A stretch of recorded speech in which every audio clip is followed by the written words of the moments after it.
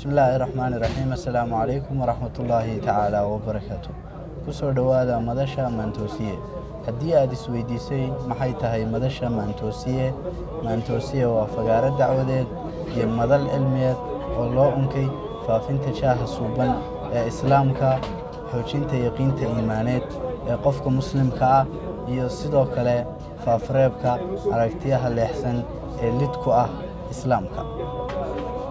yoolka madasha maantuusiye waxa ay leedahay yoolal dhowr ah oo ay doonayso inay ka dhawayso faafinta diinta islaamka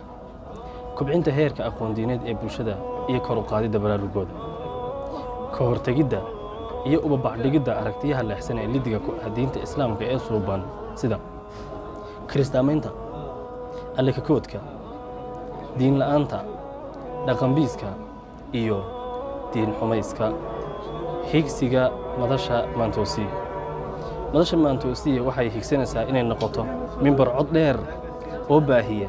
diinta ballaadhan ee aynu haysanno iyo dhaqanka bilan ee aynu leenahay